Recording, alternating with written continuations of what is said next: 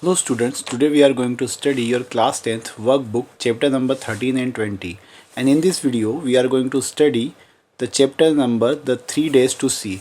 We have seen the chapter already. In the chapter we saw that it was all about the students and the people who cannot see. So the workbook lessons are related with that. So we are going to have Louis Braille reading with fingers, and the first stanza or the first passage is, there was a time not long ago when most people thought that the blind could never read. एक समय हुआ करता था जब लोगों को लगा करता था कि जो अंधे लोग हैं वो कभी भी पढ़ नहीं सकते. People thought that the only way to read was to look at words with one's eyes. लोगों को लगता था कि अगर कोई दूसरा उन्हें पढ़ के सुनाएगा तो ही वो सिर्फ उस चीज़ों को समझ पाएंगे.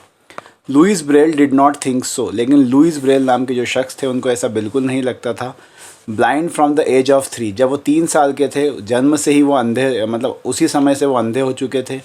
लुइस लॉन्ग टू रीड, लेकिन उनमें वो लॉन्ग टू रीड का मतलब होता है वो तरसा करते थे, उनको बहुत शौक़ था कि वो पढ़ना चाहते थे. He was sent to a special school for the blind in Paris. Paris शहर में उन्हें अंधों के स्पेशल स्कूल में भेजा गया. This school had a special books for blind people to read. इस स्कूल में एक स्पेशल बुक्स होती थी जो अंधों के पढ़ने के लिए बनाई गई थी. These books had large letters that were raised up. ये किताब जो होती थी इसमें बहुत बड़े बड़े अक्षर होते थे जिन्हें ऊपर तक बनाया जाता था. बड़े पेज इस्तेमाल किए जाते थे. Since the letters were big the books were large and bulky. क्योंकि लेटर काफ़ी बड़े होते थे इसलिए किताबें बहुत ज़्यादा भारी और बहुत ज़्यादा बड़ी हुआ करती थी. दे वर ऑल्सो वेरी कॉस्टली, और क्योंकि कागज़ ज़्यादा लगता था इसलिए उनकी कीमतें भी ज़्यादा हुआ करती थी. Louis wanted to feel the word on a page quickly and read like people who could see. Louis चाहते थे कि वो पेज को जल्दी फील कर सके, वर्ड्स को जल्दी फील कर सके और वैसा ही पढ़ सके जैसे देखने वाले लोग पढ़ सकते हैं. He soon found a way to do so, और उन्होंने जल्द ही इसका एक अवसर प्राप्त कर लिया. One day he heard that the French army used N alphabet code. उन्हें एक दिन पता चला कि फ्रेंच आर्मी जो है वो एक अल्फ़ाबेट कोड का यूज़ करती है. The code was to help soldiers read in the dark. ये कोड अंधेरे में सैनिकों की मदद किया करता था पढ़ने में.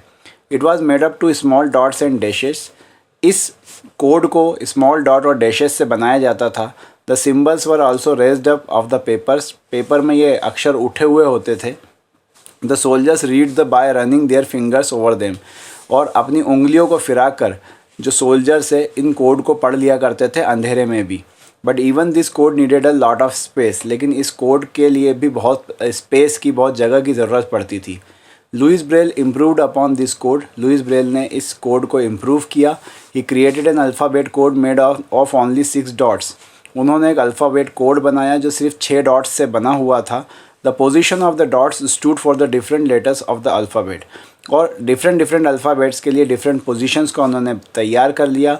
ही punch out sentences which he could read very quickly. उन्होंने ऐसे सेंटेंसेस बनाए जिन्हें वो जल्दी से पढ़ सकते थे. और आज इस स्पेशल कोड को ब्रेल कोड के नाम से, और इस स्पेशल लिपि को जो अंधों के लिए बना दी गई है, ब्रेल लिपि के नाम से जाना जाता है. तो ये हमने आपका पैसेज देखा जिसमें हमने डिसेबल लोगों के लिए लुइस ब्रेल ने किस तरह से बुक्स बनाई थी और किस तरह से ब्रेल लिपि को आविष्कार किया. हमारा सेकंड जो पैसेज है वो भी रिलेटेड टू डिसेबिलिटी ही है. My experience with ALS. I am quite often asked how do you feel about having ALS. मुझे अक्सर पूछा जाता है कि आपको कैसा लगता है ALS के बारे में. The answer is not a lot. I try to lead as a normal as a life as a possible and not think about my condition. वो हम जो राइटर है वो लिख रहा है कि मैं अपनी जो कंडीशन है उसके बारे में ज़्यादा नहीं सोचता हूँ और अपने जीवन को सामान्य जीने की पूरी कोशिश करता हूँ. और regret the things it prevent me from doing. उन चीज़ों पे मैं पछताता नहीं हूँ जो मैं कर नहीं पाता हूँ. Which are not that many. हालांकि ऐसी ज़्यादा चीज़ें हैं नहीं. It was a great shock to me to discover that I had motor nervous disease. और मुझे बहुत ही पहली बार जब पता चला कि मुझे मोटर न्यूरॉन डिजीज़ है तो मुझे बहुत ही शौक सा लगा था. दिमाग संबंधी ये बीमारी है. I had never been very well coordinated physically as child. और मैं किसी फिज़िकली चाइल्ड के साथ कभी भी कोऑर्डिनेट नहीं कर पाया. I was not good at ball games में अच्छा नहीं था. मेरी हैंड राइटिंग बेकार थी. और मेरे टीचर्स उन्हें समझ नहीं पाते थे। May be for this reason I didn't care much for the sport of physical activities. और यही कारण था कि मैं स्पोर्ट्स और फिज़िकल एक्टिविटीज़ में बिल्कुल आगे नहीं था, ना उसकी केयर करता था। But things seem to change when I went to Oxford. लेकिन जब मैं ऑक्सफोर्ड में गया, यूनिवर्सिटी है वहाँ की सबसे बड़ी इंग्लैंड की, जब मैं वहाँ गया तो एट द एज ऑफ 17 साल की उम्र में I took up coxing and rowing. उन्होंने इन दो खेलों को चुना। I was not boat race standard. Coxing एक तरह का बोट गेम होता है और I was not boat race standard. मैं बोट रेस स्टैंडर्ड का आदमी तो नहीं था, but I got by at the level of inter college competition. लेकिन किसी तरह से इसने इंटर लेवल कॉलेज कॉम्पिटिशन में पार्टिसिपेट किया, उसमें से हिस्सा भी मिल गया। The realisation that I had an incurable disease. Incurable का मतलब होता है जो लाइलाज हो, जिसका इलाज ना हो सके। The realisation that I had an incurable disease, मुझे जब बाद में पता चला कि मेरी बीमारी का कोई इलाज नहीं है, that was likely to kill me in a few years, और वो मुझे कुछ सालों में मार डालेगी, was a bit of shock. तो मुझे और ज़्यादा झटका लगा। How could something like that happen to me, और मुझे लगा कि ऐसा मेरे ही साथ क्यों हुआ। Why should I be cut off like this, और मुझे इस तरह से क्यों ज़िंदगी के हिस्से से काट दिया गया। However while I had been in hospital, लेकिन जब मैं हॉस्पिटल में था, I had seen a why I vaguely knew die of leukaemia. Leukaemia cancer होता है, ब्लड कैंसर। मैंने एक लड़के को देखा जो ल्यूकेमिया यानी ब्लड कैंसर का शिकार था। In the bed opposite me, वो मेरे सामने ही था।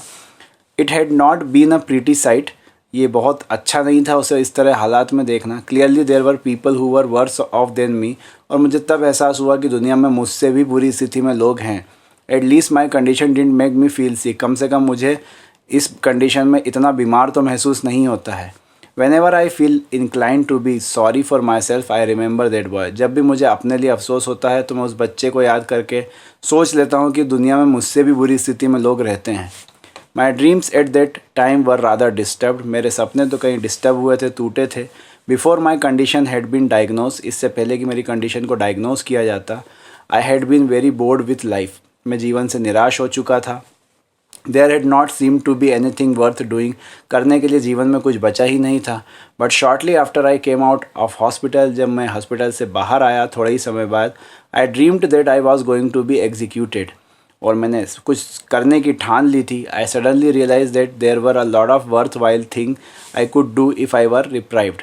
और मैंने सोच रखा था कि करने के लिए बहुत सारी ऐसी चीज़ें हैं जिन्हें मैं शुरू कर सकता था अब अपनी ज़िंदगी में। Another dream that I had several times was that I would sacrifice my life to save others। मैंने तय किया कि मैं दूसरों का जीवन बचाने में अपना बचा हुआ जीवन सेक्रीफाइस करूँगा या त्याग करूँगा।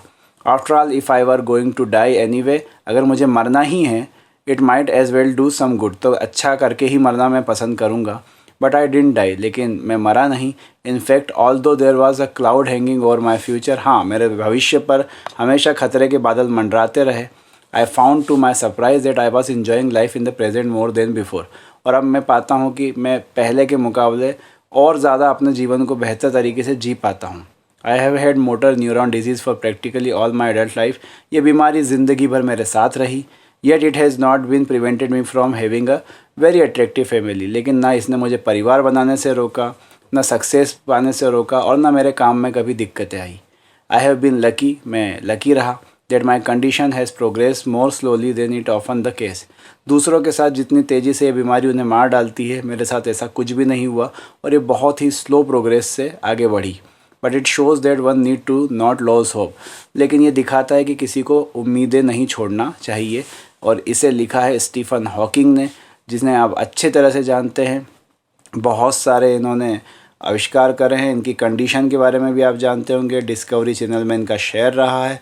ऑलमोस्ट उसके मालिक ही थे ये डिस्कवरी चैनल के। रिसेंटली ही इनकी डेथ हुई है। और स्टीफन हॉकिंग सभी जानते हैं कि उन जिस कुर्सी पे वो बैठते थे वो पूरी तरह से उनके दिमाग को रीड करके चलती थी, यानी कि उन्होंने खुद वो डिज़ाइन करी थी जो उनके दिमाग के संकेतों से चला करती थी। ये हमारा डिसेबिलिटी से रिलेटेड जो चैप्टर था वो कंप्लीट होता है। और अब आता है हमारा last chapter 20, teaching in the Tolstoy form. और इसका जो हमारा इम्पॉर्टेंट पैसेज है वो है Gandhi ji and handwriting. I do not know where I got the notion that good handwriting was not a necessary part of education. मुझे नहीं पता कि मुझे क्यों ये एहसास हुआ कि अच्छी हैंड राइटिंग एजुकेशन का हिस्सा नहीं होती है, but I retain it until I went to England. और ये विचार मेरे दिमाग में हमेशा बना रहा जब तक मैं इंग्लैंड नहीं गया। When later specially in South Africa, और बाद में जब मैं साउथ अफ्रीका गया, I saw the beautiful handwriting of lawyers, मैंने वकीलों की अच्छी हैंड राइटिंग देखी, and young man born and educated in South Africa, युवा लोग जो जन्मे थे और एजुकेटेड हुए थे साउथ अफ्रीका में। I was ashamed of my self and regretted my neglect of hand writing, मुझे काफ़ी शर्म आने लगी अपने ऊपर कि मैंने अपनी हैंड राइटिंग को इतना निगलेक्ट क्यों किया। I saw that bad handwriting should be regarded as a sign of imperfect education, और आज मुझे लगता है कि बुरी हैंड राइटिंग को अधूरी एजुकेशन का हिस्सा माना जाना चाहिए। I tried later to improve mine but it was too late, मैंने अपने राइटिंग को इम्प्रूव करने की कोशिश की लेकिन बहुत देर हो चुकी थी। I could never put right the neglect of my youth, मैं उन जवानी के दिनों को तो वापस नहीं ला सकता था। Let every young man and woman be warned by my example, लेकिन मैं अपने एग्जाम्पल से सभी युवाओं को समझाना चाहता हूँ and understand that good hand writing is a necessary part of education, की अच्छी हैंड राइटिंग अच्छी एजुकेशन का ज़रूरी हिस्सा होती है। I am now of the opinion that children should first be taught the art of drawing, मुझे अब लगता है कि बच्चों को सबसे पहले ड्राइंग की आर्ट सिखाई जाना चाहिए, इससे पहले कि वो लिखना सीखें। They will then write a beautiful formed hand, इस तरह से वो एक अच्छी हैंड राइटिंग लिखेंगे। तो इस तरह से हमारे जितने भी पैसेजेस इम्पॉर्टेंट पैसेजेस होते हैं वो कवर होते हैं, और वर्कबुक का जो पैसेज वाइज सिस्टम है वो पूरा ख़त्म होता है। Thank you for watching.